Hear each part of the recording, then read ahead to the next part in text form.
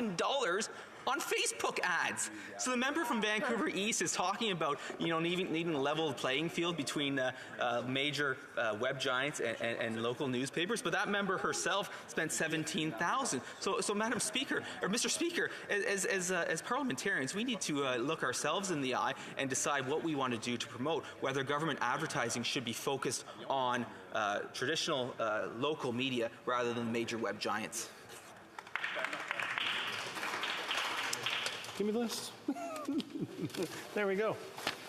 Statements by members. Déclaration de député. The honourable member for Kingston and the Islands. Thank you, Mr. Speaker. I rise today to recognize Jamshed Hassan, better known as Jimmy, an individual from my riding of Kingston and the Islands. Jimmy is a local restaurateur who routinely goes above and beyond when it comes to giving back to our community by continually giving to those in need. Last year, he worked on Project Red Nose, which partnershipped with local organizations such as Martha's Table and Lunch by George to host dinners for hundreds of people on celebratory days like Thanksgiving.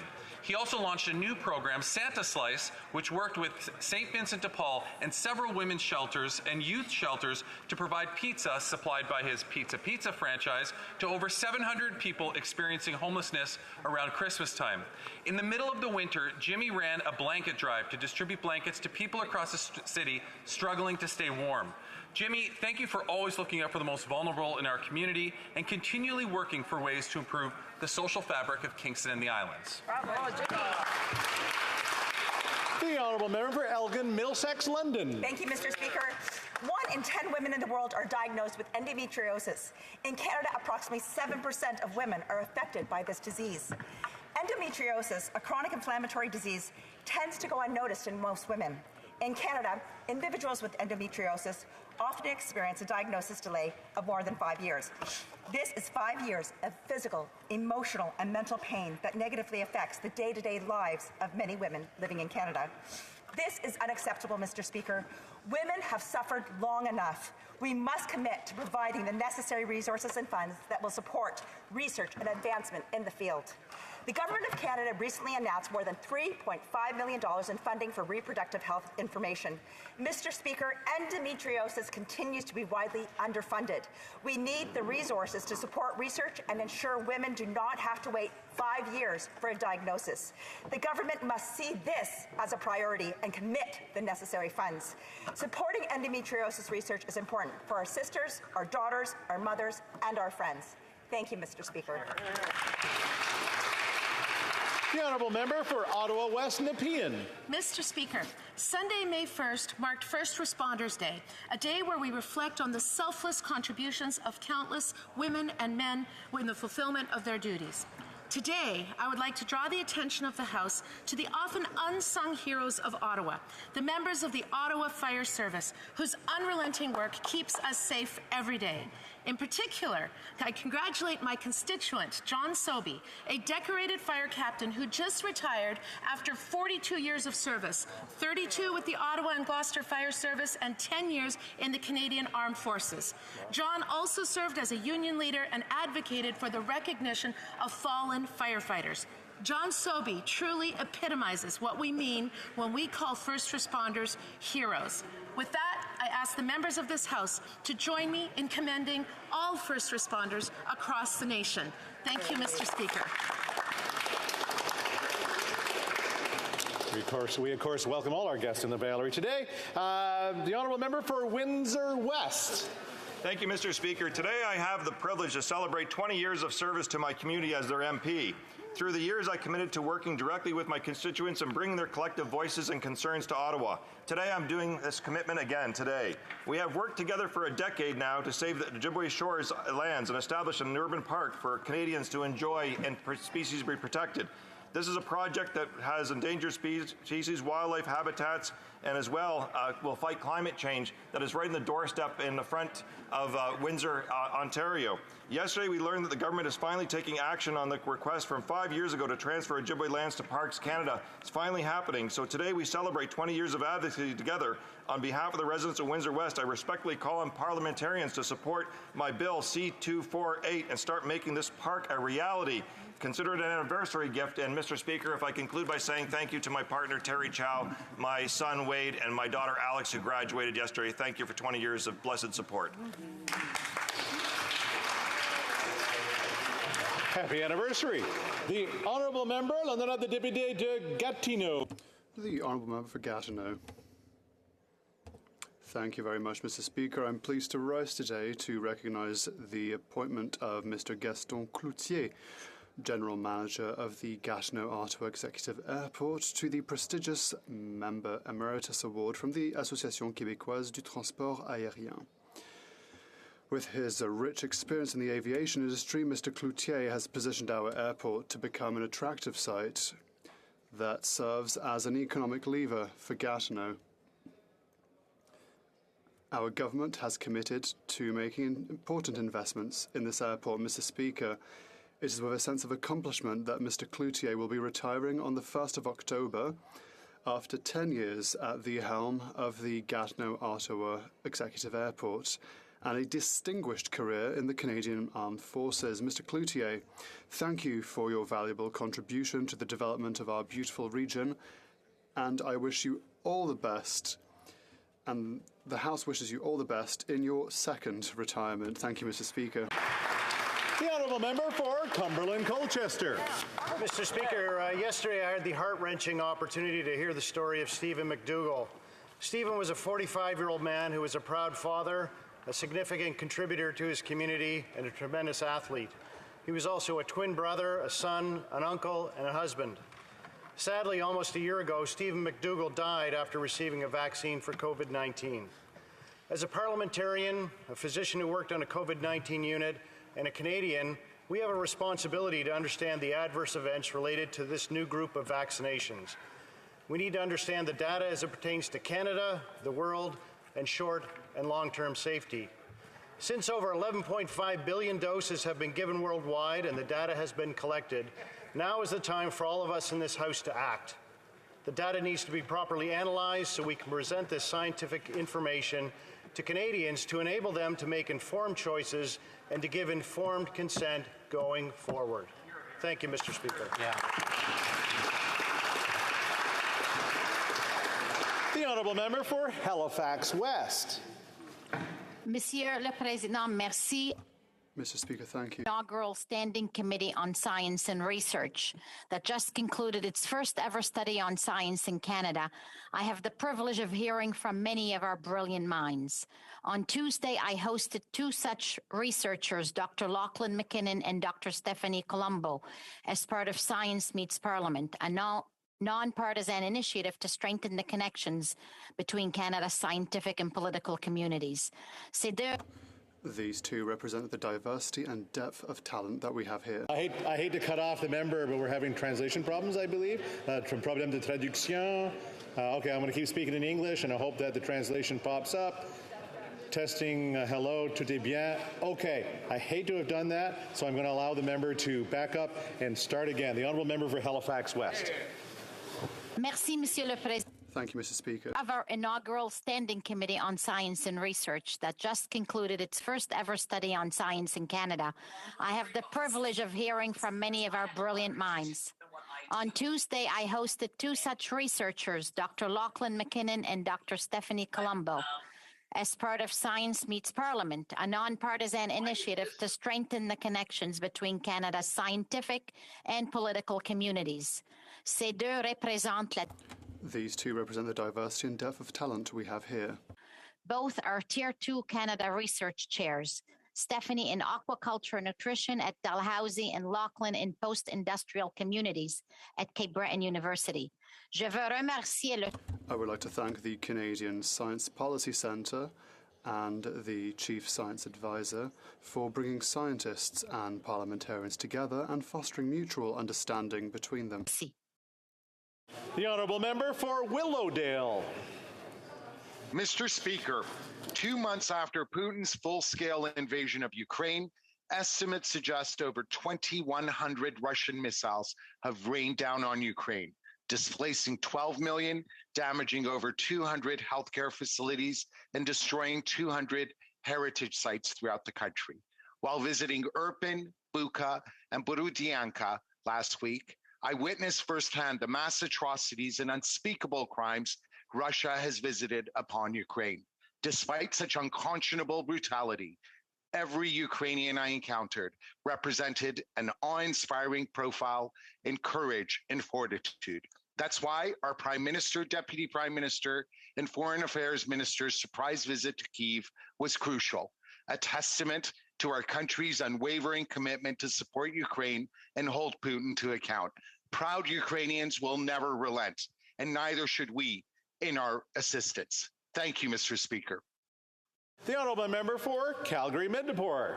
Mr. Speaker, I rise today to acknowledge one of the many amazing constituents of Calgary-Midnapore. Lorna Ham recently received a national award from the Canadian Real Estate Association to recognize her more than 50 years of volunteer work. In 1986, she helped establish the first Children's Cottage Society's crisis nursery in Canada, which has provided refuge to over 40,000 Calgary children, ensuring their safety when a family is in crisis. She also raised an incredible $500,000 in just 2 years to fund life-saving treatment at Alberta's Children's Hospital. Last year, she led a grassroots initiative to provide over 600 ICU workers with thank you packages for their work on the pandemic front lines. It is an honor to congratulate and sincerely thank Lorna Ham for all she has done to change the lives of so many Calgary children and members of our community. Hear, hear. The honourable member for Oakville North Burlington. Thank you, Mr. Speaker. My dad developed age-related macular degeneration, and I saw what a life-changing development that was. Age-related macular degeneration, or AMD, is an incurable disease that affects close to 2.5 million Canadians over the age of 50. It causes damage to the central part of the retina responsible for your central vision, robbing Canadian seniors of their expected quality of life. However, there is hope that a new non-invasive treatment currently awaiting Health Canada approval can positively impact the millions of Canadians who live with AMD and could result in Canada playing an important role in managing the disease globally. Please join me in raising awareness of AMD and supporting the close to 2.5 million Canadian seniors living with this cruel disease. Thank you, Mr. Speaker. The honourable member for Saskatoon West. Mr. Speaker, today is Friday the 13th, a very scary day for Saskatchewan agriculture. Here in this House, the Environment Minister and the Agriculture Minister are creating their own horror movie. Like Freddie and Jason before them, they are slashers.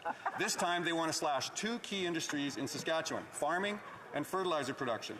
In Saskatoon West, Nutrien, which is the largest fertilizer producer on the planet, employs over 3,000 people.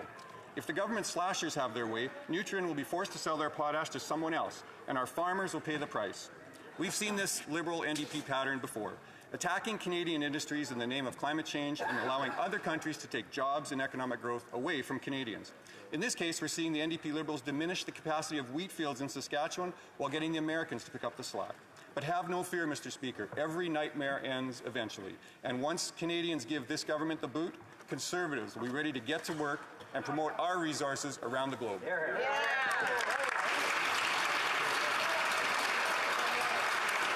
The honourable member for Perth Wellington. Mr. Speaker, there are those in our country who measure their days in acres rather than hours. With the spring planting season upon us, farmers in Perth Wellington and across Canada are on the land growing the food that will quite literally feed our country. Agriculture is always an unpredictable business, with so many variables that all impact a farmer's bottom line and their hopes to be in the black when the last field is harvested in the fall. But while farmers are prepared for these uncertainties that come with the business, what they are not prepared for are the uncertainties placed on them by the government. For over 10 weeks now, the Minister of Agriculture has refused to clarify whether fertilizer orders placed prior to March 2nd would be subject to the 35% tariff. Since these orders were placed prior to sanctions being in place, the tariffs only impact Canadian farmers and agribusinesses and have zero impact on Vladimir Putin and his thugs. Mr. Speaker, I implore the Minister of Agriculture to finally stand up for Canadian farmers and farm families.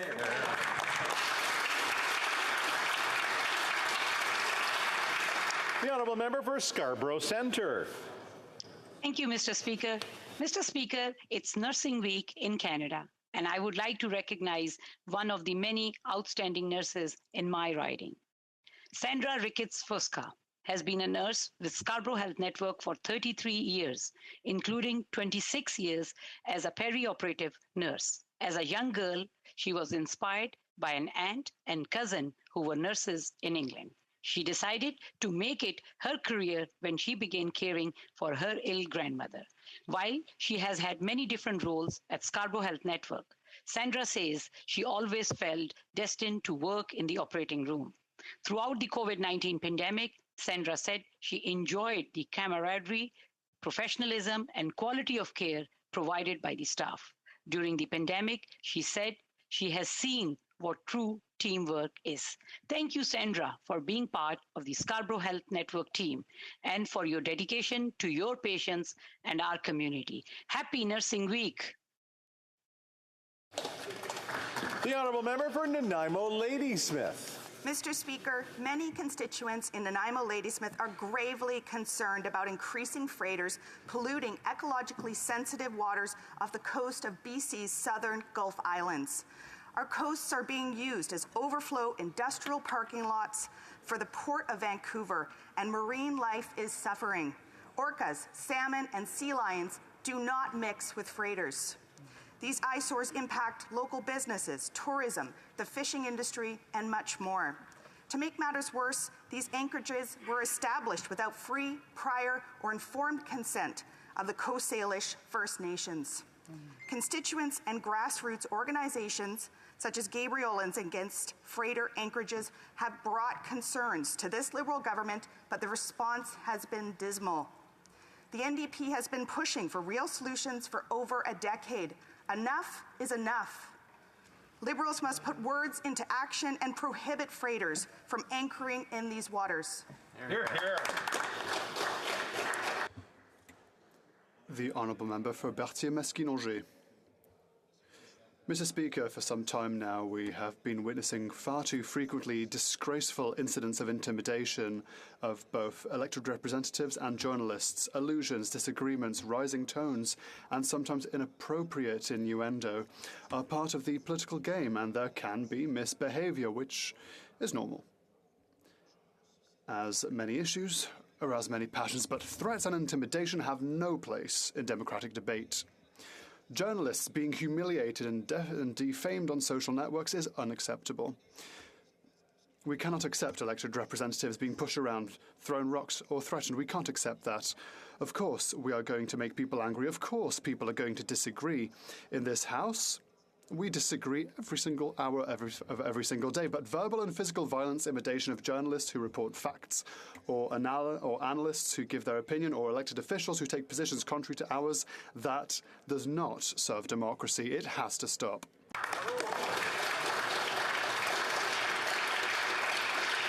The Honourable Member for New Brunswick Southwest. Mr. Speaker, Campobello is the unique Canadian island in my riding without direct access to mainland New Brunswick. Instead, islanders must drive 1 hour to the state of Maine, check in at 2 border points to access their country.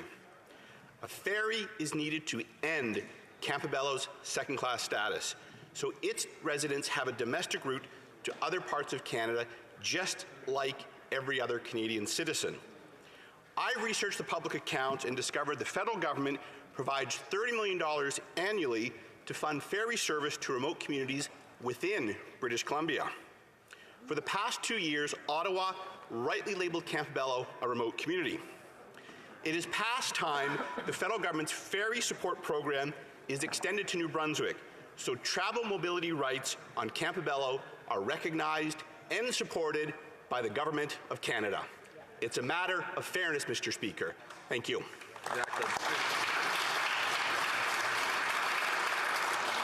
The Honourable Member for Mississauga Lakeshore.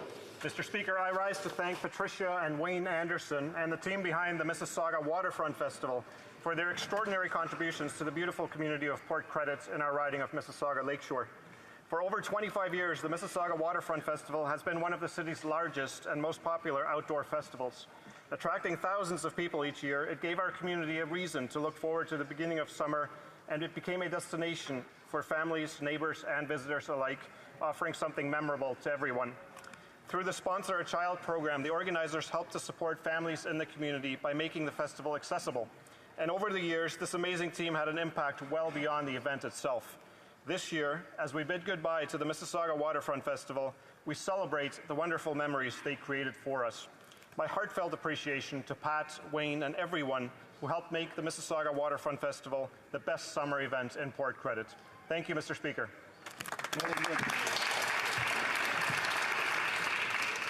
Oral questions. Question orale. L'honorable député de... The Honourable Member for Louis Saint-Laurent. Monsieur le Président, cette semaine... Mr. Speaker, this week there were 3 shootings in 3 days in Laval in residential neighborhoods. This could have ended very badly for families. And what the police are telling us is that this was about street gangs using illegal weapons. We know that shortly there will be new measures from this government on firearms. Can this government tell us how these new measures will reduce the crimes committed by street gangs and illegal weapons? The Honourable Parliamentary Secretary. Thank you, Mr. Speaker. We are always disturbed when we hear of people who have lost their lives to gun violence. In fact, the burden of injury from gun violence is something that is of a concern. It's a public health concern to all Canadians. Our approach to firearms is one of common sense safety measures. And these measures that were introduced this week will keep firearms out of the hands of criminals, codify businesses' due diligence practices, and support law enforcement in tracing efforts. It's another tool in our arsenal to keep communities safe, Mr. Speaker. The Honourable Member for Louis Saint-Laurent. Well, Mr. Speaker, none of that is true. The new measures that will start on May 18th will directly attack law-abiding businesses and firearms owners. And yes, there are many of those, Mr. Speaker. Unfortunately, this government is not attacking the real criminals, street gangs, and the users of illegal weapons. Why is this government once again bothering law-abiding firearms owners and not doing something about real crime? Speaker, and our government is firmly committed to building safer communities. To reduce gun crime, we must address the social conditions that lead youth to join gangs. That's why we're working closely with municipalities in Quebec and across the country and Indigenous communities to provide $250 million over 5 years to bolster gang prevention and intervention program. And I would remind Conservatives that when we studied Bill C-71, they put forward amendments that would have removed punishment for making a false statement to provide a license, tampering with licenses, unauthorized possession of ammunition, and more. Thank you, Mr. Speaker.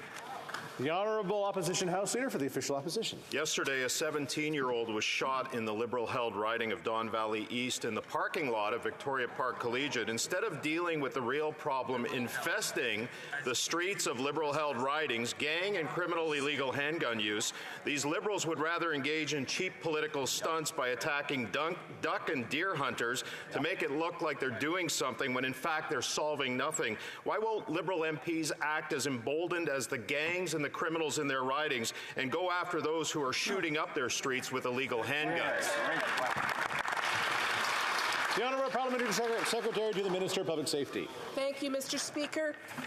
And rather than playing political games around gun violence, we're taking concrete action to keep communities safe, to keep the citizens of Canada safe, and taking a comprehensive approach to firearms, one that includes investing in communities, investing in housing, investing in ensuring that guns are not crossing the border by investing in CBSA, investing in cuts that the Conservatives, when they were in government, they cut CBSA. We've reinvested to keep the guns from coming into Canada. That's right.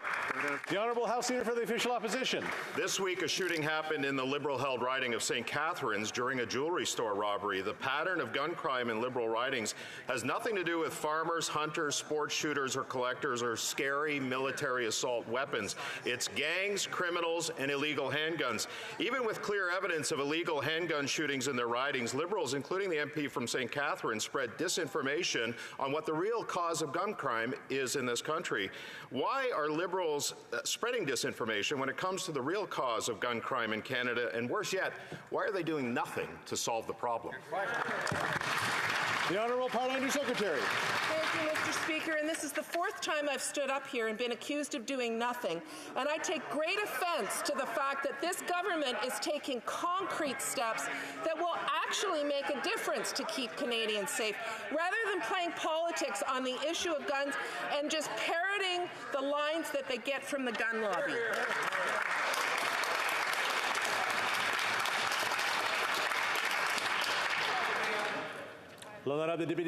The Honourable Member for Louis-Saint-Laurent. Mr. Speaker, on a different topic, the Indigenous community of Wendake that I represent is encircled by Quebec City. But, according to Canada Post, its postal code identifies Wendake as being in a remote sector, which means that it's 30% more expensive for mail and insurance. It's unfair and ridiculous. So my question: does the Minister realize that this makes no sense and that we need to fix this at once? The Honourable Minister. Well, I would like to rectify what my colleague said. He said I was in charge of First Nations, but I serve First Nations, Mr. Speaker. Well, my colleague is right. Now, we know that Indigenous communities that used to be in rural regions now aren't because of urban sprawl. And so I hope that Canada Post, which is an independent agency, will fix the situation, and I will speak to those responsible. The Honourable Member for Manicouagan. Mr. Speaker, the Prime Minister refuses to close Roxham Road, saying that it's not the right solution and irregular migrants would just take a different route. Well, yes, they would. They would use border crossings. That's what they used to do before the Safe Third Country Agreement. If the Prime Minister were to suspend the agreement, which he can do unilaterally, migrants could take any border crossing instead of coming across country roads. It would be simple, safe, and humane. When will the federal government suspend the agreement and close Roxham Road? The Honourable Minister for Immigration. Mr. Speaker, we need a robust system for asylum seekers. There is no magic bullet solution. Closing Roxham Road would simply move the problem to a new location. What we need to do is modernize the Safe Third Country Agreement, and that's what we're doing, working with the United States on a sustainable solution. The Honourable Member. Mr. Speaker, that is the problem. There is a vast border, and people can take any location to cross, but they should cross at border crossings. And suspending the Safe Third Country Agreement would enable this to happen. It would redirect migrants to the 117 border crossings in Canada instead of concentrating them at Roxham Road at a rate of 92%. This weekend, the number of irregular arrivals may increase sharply. The Minister should not continue to do nothing. He could suspend the agreement and close Roxham Road. Will he take action? The Honourable Minister. Mr. Speaker, our government has always shown its commitment towards the most vulnerable people in the world. We will continue to work closely with Quebec and ensure that our national and international obligations to refugees are respected, while also protecting Canadian safety and security. We are aware that there has been an increase in the number of arrivals since the decrease in COVID measures, and we will work closely with the CPSA to ensure that the border remains safe. Thank you. For Windsor West. Mr. Speaker, yesterday, after 5 years of my community demanding that the federal government transfer Ojibwe shores from the Windsor Port to Parks Canada, they finally acknowledged that they could do this right away. We all know that this was in anticipation of the vote on my private member's bill to establish Ojibwe National Urban Park, which the City of Windsor and Caldwell First Nations support and want this to take place. Will this government finally do what the residents of Windsor, the environmental community, and the Indigenous community have asked and protect endangered species in this rare ecosystem by voting for my bill? This is one thing they can do immediately that will make a difference for climate change and for Canada. Thank you, Mr. Speaker. The Honourable Minister. The Honourable Minister, Parliamentary Secretary. Okay, hold on a sec. I just want to make sure. The Honourable House Leader for the Honourable Government House Leader. Thank you very much, Mr. Speaker, and I appreciate the member for posing that question, which is extremely important. Obviously, everything that we can do to take action on climate change and to work with the member on this important issue, absolutely we will move forward with in looking at this national park. Thank you. The Honourable Member for Courtenay Alberni. Mr. Speaker, every day 20 Canadians die from toxic drug poisoning. Every day 20 families get this devastating news. Last May, Health Canada's expert task force on substance use published its report, which clearly stated criminalizing people who use drugs is causing harm and needs to end. The government has ignored its own experts now for over a year, while thousands of Canadians have died. My question is simple. How many Canadians need to die before this government will listen to its own experts and support a health-based approach to substance use? Here, here. The Honourable Minister of Addictions and Mental Health and Addictions. Thank you, Mr. Speaker, and I thank the member for the question and for his ongoing advocacy on this and the conversation that has been raised with his private member's bill. This is all very important conversations in this country. We recognize that problematic substance use is a health issue, and we too want to move it from the criminal justice system to the health systems, and we are doing everything we can to invest in safe consumption sites, safer supply, and all of the alternatives that will eventually stop this terrible tragedy in Canada. Central Okanagan, Similkameen Nicola.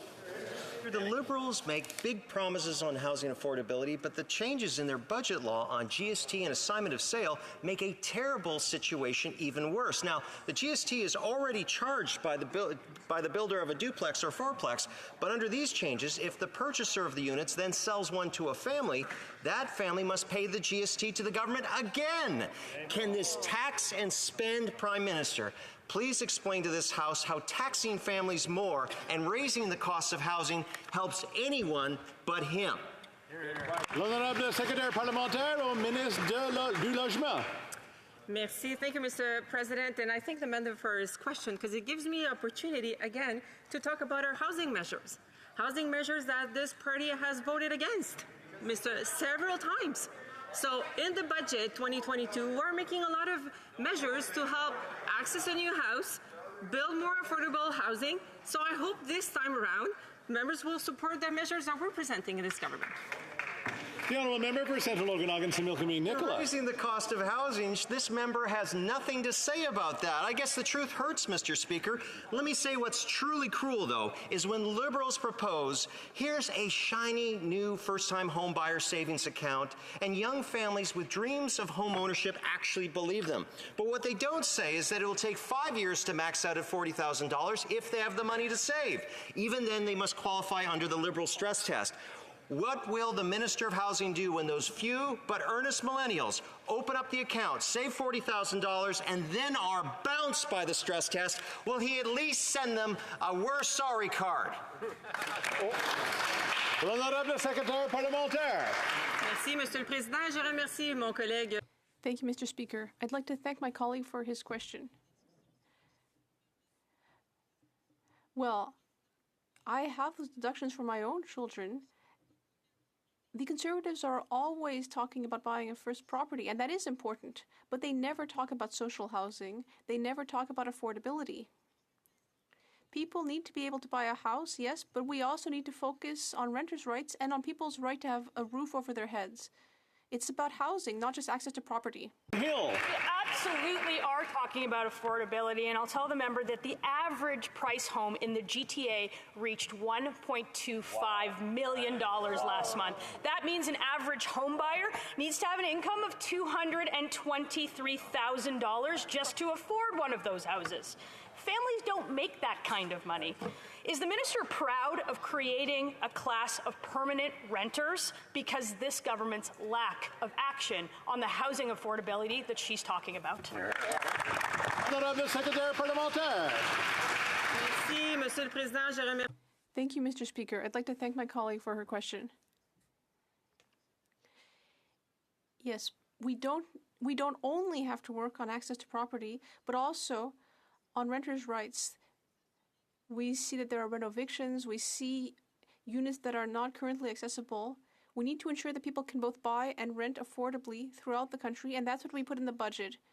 Concrete measures to help Canadians have a roof over their head. Hill. The minister is living in fantasy land. I'll repeat that. An average house in the GTA is $1.25 million. The minimum required down payment for that house is $250,000.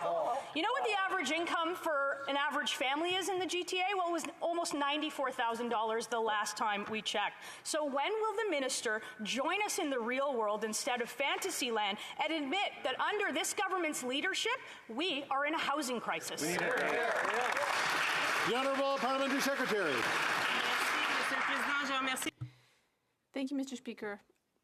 I'd like to thank my colleague for her question once again. Well, I live in Canada and not in Fantasyland. And I can tell my colleague that we need to work not only on access to property, not only on increasing the number of housing units, but we also need to ensure that we are focusing on owners' and renters' rights.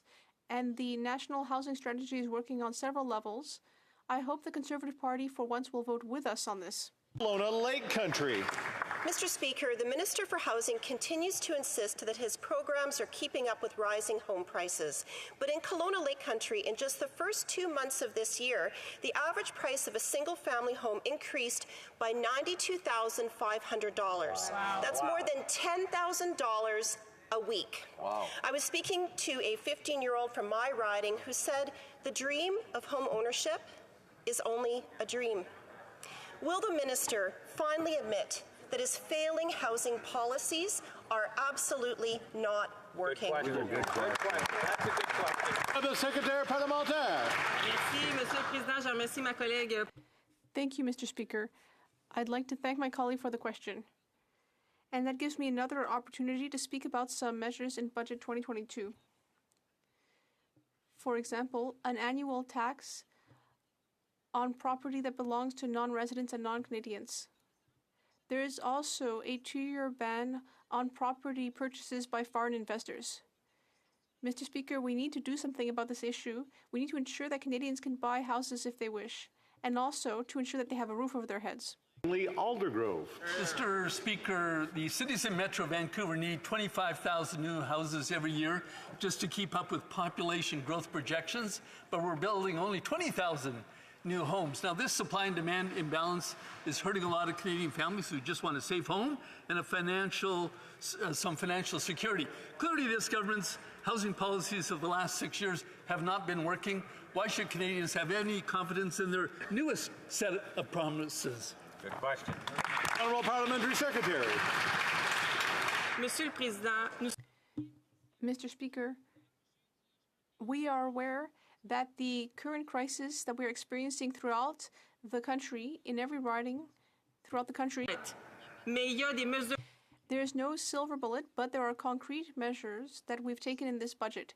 And yet, on each occasion, the Conservatives have voted against it. It's possible to speak out of both sides of your mouth, but, Mr. Speaker, there are concrete measures in this budget to help people find housing and buy property. The Honourable Member for Rivière-du-Nord.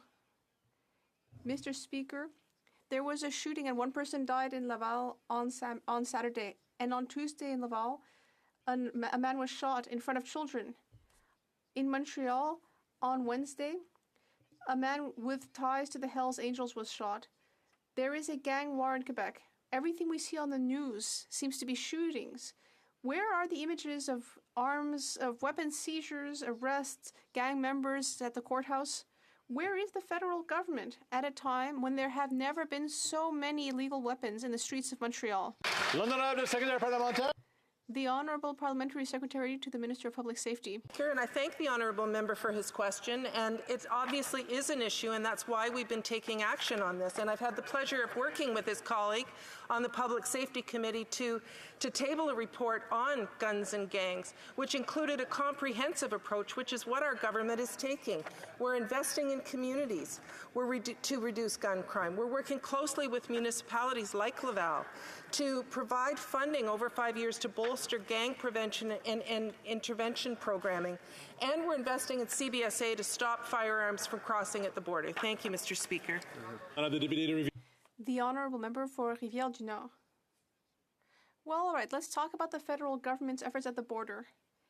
In mid-April last year, there were 21 shootings in Montreal as of that date. And this year, 44, more than double, Mr. Speaker. Meanwhile, RCMP officers are at the border not to fight weapons smuggling, not to do something about organized crime, no, to do something about the irregular arrivals at Roxham Road. Does the minister agree that the RCMP would be much more helpful if it were fighting weapons smuggling than as it is trying to compensate for the incompetence of the federal government? The Honourable Parliamentary Secretary. Mr. Speaker, I'd like to say that I fully agree that firearms violence has become a real crisis in Quebec and throughout Canada. I was with our Minister of Public Safety this week for an announcement on, indeed, firearms control in Canada. We are taking concrete measures to move this issue forward. Mr. Speaker. Quelqu'un a leur micro allumé. I think somebody has their microphone on. I think it was Ms. Wagenthal. I'm not too sure.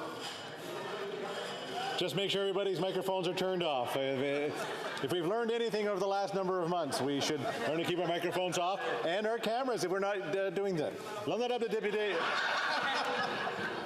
L'honorable secrétaire parlementaire. Simplement pour terminer. Just in conclusion, I hope the Bloc Québécois will work with us to better manage firearms. Sherwood Park for Saskatchewan. Mr. Speaker, my office is being overrun with correspondence from constituents suffering as a result of passport delays. I recently received a note from Jason, whose son Mason is hoping to travel with his hockey team. Jason asked if he could pay the extra fee to have his passport sooner and was told that he could not as his date of travel was outside of the next 25 days. He was assured he would have it on time. When it didn't arrive on time, he called the number but no one answered. He couldn't leave a message. He called over 150 times in 3 days and still hasn't gotten an answer. So, Mr. Speaker, to the minister, where is Mason's passport? The Honourable Parliamentary Secretary. Thank you, Mr. Speaker, and I'll thank the member for his question. Mr. Speaker, after 2 long years, Canadians are traveling again, and we're seeing unprecedented volumes across the country of Canadians who wish to have travel documents. And we know that it's both difficult and stressful for them. The minister has been traveling throughout the country, visiting Service Canada offices and passport centres, speaking to staff who have been working through the weekends, overtime, including hiring 500 new hires over December to prepare in anticipation for this. All wickets are open, and we want to thank all those working so hard to serve Canadians. The Honourable Member for South Shore St. Margaret's. Well, clearly 500 is not enough, and if there were only a way to have a database to track when passports expire. This is why my community is furious. The passport process delays are predictable and unnecessary. And to add insult to injury, they are forced to pay an extra $200 as a service charge, and incredibly, another $20 on top of that, not for delivery of the passport, but when you pick it up at the office. More fees, untold sleepless nights, and angry Canadians. So when is this government going to assign someone else other than this minister to fix the problem? Yeah, when? The Honourable Parliamentary Secretary to the Minister of Families, Children and Social Development. Thank you so much, Mr. Speaker, and I thank the member for his question. Not only were additional 500 staff hired in December, but 3 processing centres were open across the country in anticipation of this demand. In addition to that, Mr. Speaker, over 303 Service Canada centres will accept passport applications. And in addition to that, Mr. Speaker, those who submitted within the appropriate processing times but were delayed do not have to pay for transfer fees or expedited fees and will receive their documents. We are serving Canadians, Mr. Speaker. The Honourable Member for Brandon Souris. Well, Mr. Speaker, my constituent Derek had an opportunity to go to the United States to attend a football camp, so he acted quickly to try and get a passport. When Service Canada called to confirm the information, he, as a high school student and a part-time employee, unfortunately missed their call, and his attempts to call them back over the course of several weeks were unsuccessful. After he was finally able to provide the required documents, the delays ultimately caused Derek to miss the camp. He still doesn't have his passport. When will the Liberals fix this passport backlog? The Honourable Parliamentary Secretary. Thank you, Mr. Speaker. As I mentioned, staff in Service Canada offices are working long hours over weekends and overtime to ensure that Canadians get the service that they need during this unprecedented volume. Nevertheless, I'd also like to mention that ESDC has leveraged additional staff to come in to support our passport service staff, in addition to the 500 new hires and in addition to 564 counters open across the country at 100% service capacity. Thank you. The Honourable Member for Souris Moose Mountain. Speaker, Canadian travellers returning to Canada are still required to use the ArriveCan app and disclose their personal data to this government, whether they like it or not. The app asks, where have you been, where are you going, and whether you have any health-related symptoms. Answers could easily be stated to an agent at Customs. We know this government has been using COVID as an excuse to track Canadians' data. And the minister repeatedly claims the app protects Canadians. My question is, how? The Honourable Parliamentary Secretary to the Minister of Public Safety. Well, thank you, Mr. Speaker. We went from a question to a question that included misinformation. So I really am concerned about that. But ArriveCan is an essential and intuitive tool to protect Canadians. We've streamlined the reopening process. As the honourable member knows, travel is up. It takes only a few minutes for vaccinated travellers to complete. To conflate it with privacy issues is really troubling, Mr. Speaker. The Honourable Member for Winnipeg Centre. Mr. Speaker, earlier this week, a report confirmed that the RCMP is an organization built on systemic discrimination, perpetuating violence against Indigenous women and girls. The calls for justice provide a path forward to address the misogyny, racism, and violence outlined in the report. But the government is failing to act. Words are not enough. It's been 3 years since the national inquiry into murdered and missing Indigenous women and girls. When will this government finally get serious about saving Indigenous lives and implement the calls for justice? The Honourable Parliamentary Secretary to the Minister of Public Safety. Thank you, Mr. Speaker. And I actually commend the honourable member for her work on this issue. And it's indeed a pleasure to work with her to ensure that all the calls for justice are implemented, in particular when it comes to the RCMP. I want to thank the Canadian Femicide Alliance for their report that they put out reaffirming the gender-based violence within the RCMP. We are calling for accelerated programs with a more autonomous, independent Centre for Harassment Reduction. We are also investing in First Nations policing and taking steps that will ensure that Indigenous women are safe in our country. Thank you, Mr. The Honourable Member for Churchill-Kawatanuk-Aski. Mr. Speaker, Peguis and communities across Manitoba are being devastated due to unprecedented flooding. Homes destroyed, roads washed out, livelihoods gone, and more rain is in the forecast. This is climate change. Peguis has been pushing for long-term mitigation work for over a decade. The federal government has not lived up to its commitments. There is no time to waste. These investments are about the survival of communities. Instead of patting the pockets of corporate Canada at the infrastructure bank, when will the federal government get serious about climate change mitigation and adaptation infrastructure? It's time to stand up for Peguis. The Honourable Parliamentary Secretary to the Minister of Emergency Preparedness. Thank you very much, Speaker, and I want to thank the member for this very important question. Speaker, the flooding in Peguis First Nation is of great concern, and the health and safety of residents is a top priority for our government. We are in constant communication with Chief Hudson and local partners and taking immediate actions to ensure that Peguis receives the support required in this emergency situation. In direct response to the community's request, Indigenous Services Canada has activated the Canadian Red Cross, ensuring the evacuation of residents and the provision of mental health and emergency services. We will continue to work with the community to make sure that residents are safe. Thank you. The Honourable Member for Northwest Territories. Last week, the Yellowknife-based organization HoC received urgently needed federal funding from the Mental Health Promotion Innovation Fund to continue and expand their culturally safe and northern-focused mental health advocacy. The $1.3 million investment will help them use the arts to focus on cultural identity and to develop social, emotional, and coping skills while processing trauma. Can the Minister of Mental Health and Addictions update the House on how this fund is supporting community-based youth mental health programs across Canada? Thank you, Mr. Speaker. The Honourable Minister of Mental Health and Addictions. Thank you, Mr. Speaker, and I thank the member for the question, but also for his tireless advocacy for his territory and this issue. The Mental Health Promotion Innovation Fund supports community-led solutions to promote mental health and address the root causes of poor mental health and mental illness, especially for Indigenous youth. The funding announced last week is part of the program's second phase of funding, supporting 10 projects across Canada for a total investment of $12.2 million. Our government will continue to support projects with a holistic approach to healing by supporting individuals, families, and communities. River Sturgeon River Parkland. Well, Mr. Speaker, this Liberal government likes to brag about their investments to combat gun violence, but an access to information disclosure reveals a different story. This Liberal government failed to spend $325 million budgeted to combat gun and gang violence.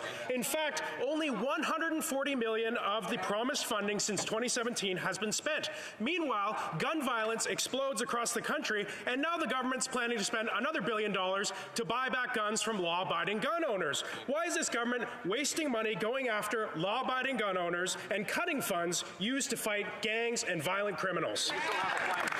The Honourable Parliamentary Secretary to the Minister of Public Safety. Thank you, Mr. Speaker. And I wish the honourable members on the other side were as interested in actually developing solutions instead of trying to portray this issue in a simple fashion. It's complicated, and that's why we're taking multiple steps to deal with gang violence, including investing in communities, including investing millions of dollars to ensure that we are combating gang violence. Let's work together on this issue, Mr. Speaker. Let's find solutions that actually keep Canadians safe. The Honourable Member for Sarnia-Lambton. Well, Mr. Speaker, the Liberals' gun buyback program is doomed from the start. Gun crime in Canada is largely committed using illegal guns, but the Liberals want to use more taxpayer dollars to buy back guns from law-abiding gun owners. Can the minister explain why they're punishing law-abiding citizens instead of criminals and driving up debt while doing so? Great question. The Honourable Parliamentary Secretary. Thank you, Mr. Speaker. And I will remind honourable members that assault-style firearms have no place in Canada. Through the mandatory buyback program, we will remove the threat these deadly firearms pose from our communities, from coast to coast to coast. I would also remind honourable members that over 75% of Canadians who die by firearms are dying by suicide, that women die because of gender-based violence. Let's not forget the people who are dying by firearms, the majority of whom it's related to a mental health issue. Thank you, Mr. Speaker. The Honourable Member for Haliburton, Kawartha Lakes, Brock.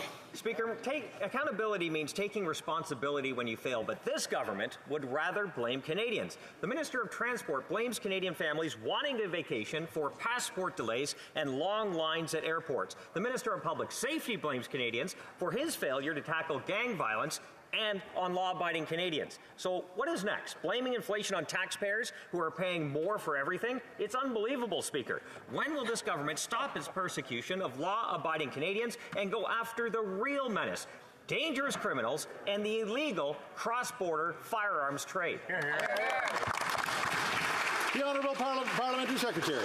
Thank you, Mr. Speaker. And we are we are acting on illegal trade across the border. In fact, we've invested in CBSA, and I don't have the numbers in front of me, Mr. Speaker, but we have confiscated firearms at the border in unprecedented number. And why are we doing that? Because we've reinvested in CBSA, unlike the Conservatives who actually made cuts to the border in order that we can't, under their cuts, we could not stop the firearms from coming into the country in the same way that we can now. Thank you, Mr. Speaker. Well, I enjoy lively debates. The Honourable Member for Essex. Speaker, although the legal firearm community isn't surprised, they are once again disappointed by this NDP Liberal government. Their gun registry 2.0 will not impact criminals and gangs responsible for gun violence. 2,300 businesses like Elwood Epps will be forced to hire more folks, yet another administrative burden to do this government's work. Canada has a red tape law. I expect the minister to make the cuts. Why do these businesses have to keep records for 20 years when Canadians only have to keep tax returns for 7 years? That's a good question. The Honourable Parliamentary Secretary to the Minister of Public Safety. Thank you, Mr. Speaker, and I'm happy to respond to that question. You know, businesses kept records about firearms purchases for many, many, many years, for decades, prior to the Harper government coming in and cutting that requirement. We know that it's not a gun registry. We know that police can use this tool as part of and I would remind honourable members of the amendment that the Conservative Party put into C-71 that says this is not a long gun registry. It's in the bill, which the regulations have implemented. Read the bill. L'honorable député Berthier Masquinongé. Monsieur le Président, Mr. Speaker, the Bloc Québécois is firmly in favor of sanctions against Russia and is in solidarity with the Ukrainian people. But the sanctions must penalize Russians, not Quebecers. Our farmers are being hit with a 35% surtax for fertilizers they bought from Russia before the war that they've already paid for. So it costs our farmers 35% more, and it costs Russia nothing. This measure doesn't penalize Moscow. It penalizes our farming villages. Is the government going to exempt our farmers for the orders placed before the war? The Honourable Parliamentary Secretary to the Minister of Foreign Affairs. Well, thank you, Mr. Speaker, and through you, I'd like to thank the honourable member for that question. Mr. Speaker, together with our allies, we are ensuring Russia's actions do not go unpunished. We announced strong tranches of sanctions against nearly 1,000 individuals and entities from Russia and Belarus, including Putin himself, his inner circle, Russian banks, members of the Russian Security Council. We have ended all export permits to Russia, and we are removing Russian banks from the SWIFT system. Mr. Speaker, we will continue to call on Russia to reverse course, withdraw its forces, and choose diplomacy. Thank you, Mr. Speaker. L'honorable député Berthier Masquinongé. Monsieur le Président, je pense que c'est trompé. Mr. Speaker, I think he read the wrong sheet. We agree with the sanctions. What we're asking for is not complicated. We just want an invoice for fertilizer ordered by agricultural producers that dates back to before the war should allow them to be exempted from the surcharge. Farmers stand in solidarity with the Ukrainian people, but they shouldn't be penalized for orders placed before the war when no one imagined that such a horror could take place again in Europe in 2022. Can the government at least tell agricultural producers here and now that they will not have to pay? The Honourable Parliamentary Secretary. Merci beaucoup, Monsieur le Président. Cher, merci. Thank you very much, Mr. Speaker, and I want to thank my colleague for his question. I appreciate the work that he does on the Agriculture Committee. Of course, we're working closely with industry. We have to make sure that we don't give incentives to businesses to continue to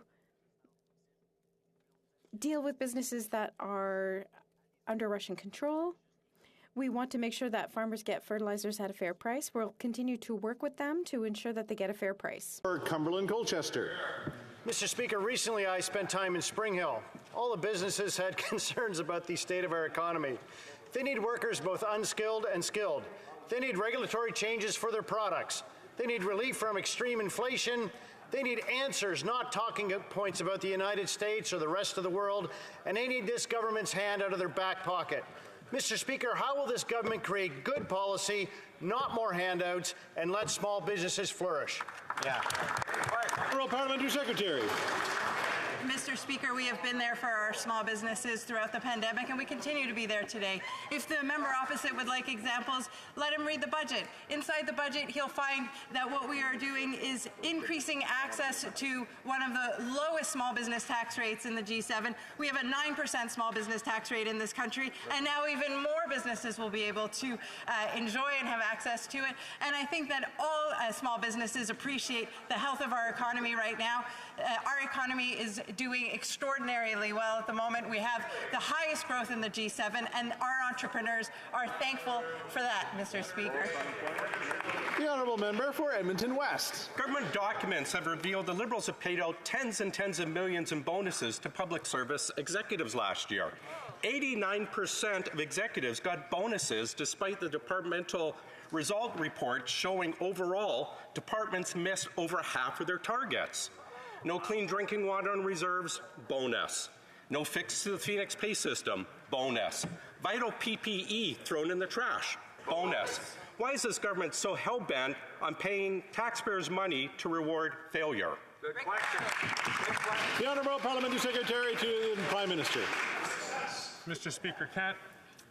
Speaker, Canada has, of course, one of the finest public service in the world.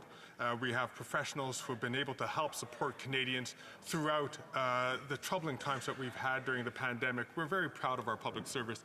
Mr. Speaker, of course, we want to make sure that public servants are compensated fairly, and if they, of course, have a compensation system that if they do meet their targets, of course, they're being compensated appropriately, Mr. Speaker.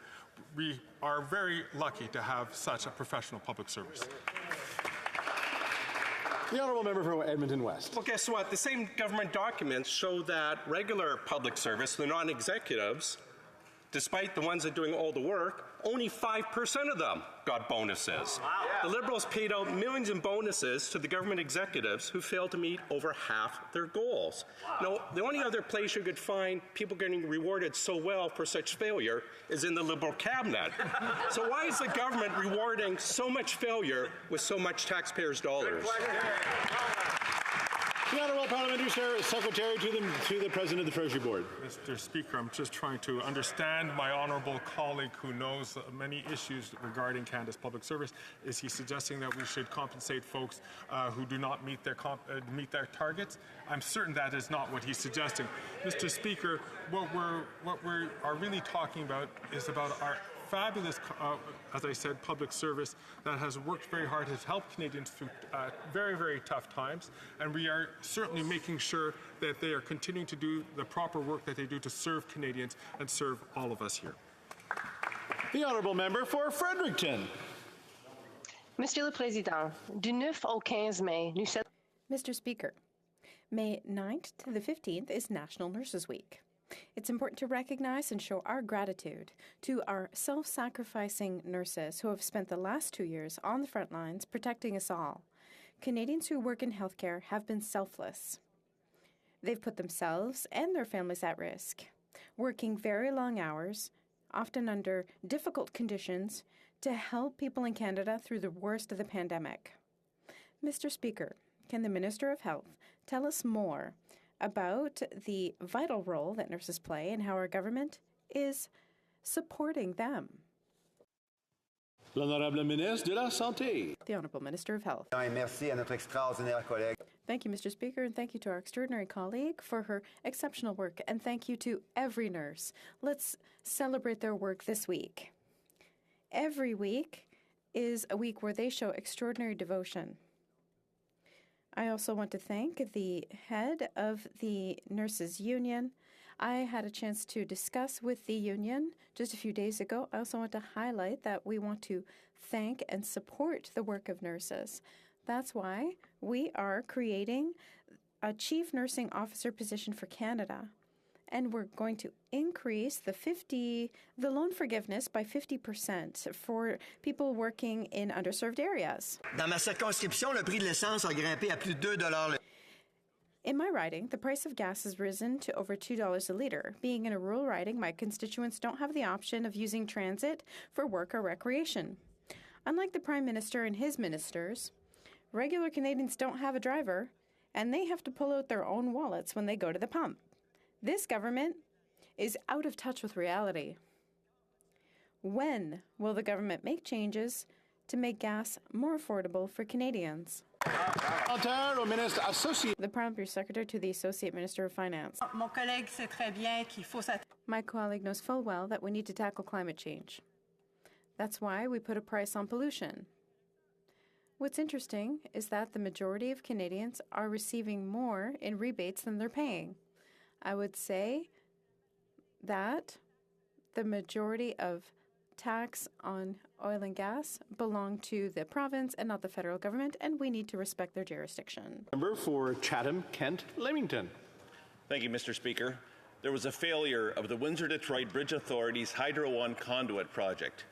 3 independent engineering firms have confirmed that the failure was due to the lead engineer, SEMA, who was both the design engineer and the bridge consultant. We are told yet that SEMA was allowed to continue as the lead consultant on the very failure review of which they were the subject. Mr. Speaker, why were engineering reports ignored? Was there a conflict of interest?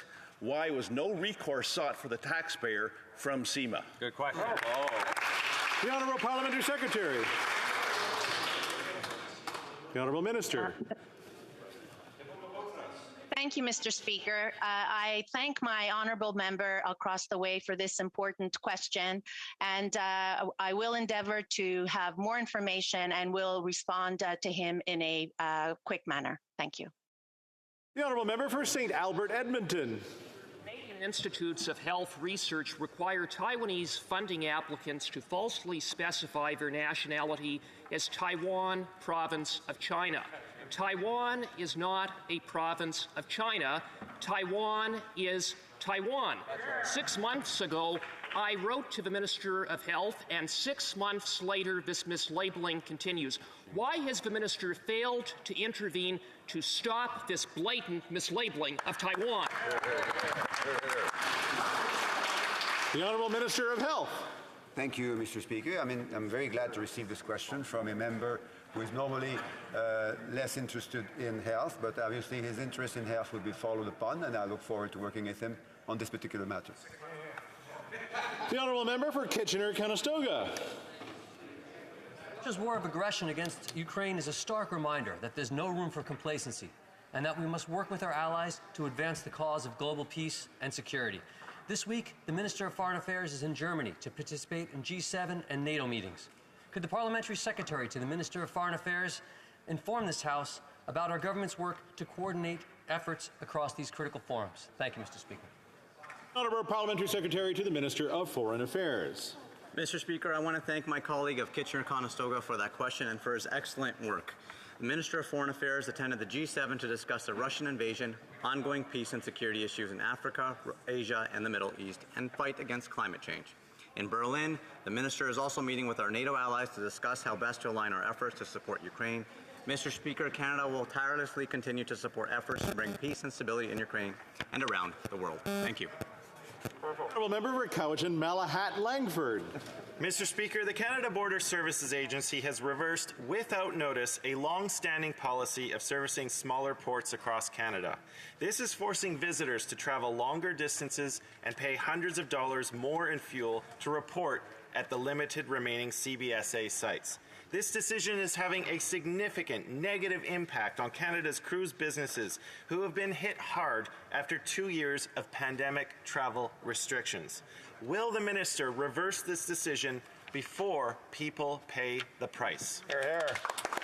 The Honourable Parliamentary Secretary to the Minister of Public Safety. Thank you, Mr. Speaker. And in the moments that I had, I couldn't find the statistics, but I know that the number of border crossings being opened has increased significantly. We are working to ensure that we have the border crossings open because we do recognize that there are economic impacts when these crossings are closed. So I'm happy to work with the honourable member to ensure that we are aware of exactly the problems that he has, and I'm happy to speak to him after question period. Thank you, Mr. Speaker. Well, that's all the time for question period for this week. Point of order from the Honourable Government House Leader. Thank you very much, Mr. Speaker. And Mr. Speaker, yes, I do have a point of order. I request that the ordinary hour of daily adjournment for the next sitting be 12 midnight pursuant to the order made May 2nd, 2022. Pursuant to order made on Monday, May 22, the Minister's request to extend the said sitting is deemed adopted. I thought we should grab my glasses for this one. Daily routine of business. The tabling of documents. I believe the Parliamentary Secretary to the Minister of Innovation, Science and Industry. Well, thank you, Mr. Speaker. And pursuant to Standing Order 32.2 and consistent with the current policy on the tabling of treaties in Parliament, I have the honor to table in both official languages the treaty entitled Agreement between the Government of Canada and the Government of the United Kingdom of Great Britain and Northern Ireland on customs cooperation and mutual assistance in customs matters, done at London on March 18th, 2022. Thank you, Mr. Speaker. The document is tabled. The Honourable Parliamentary Secretary to the Leader of the Government in the House. Thank you, Mr. Speaker. Pursuant to Standing Order 36A, I have the honor to table in both official languages the government's responses to 7 petitions. These petitions will be returned. These returns will be tabled in an electronic format.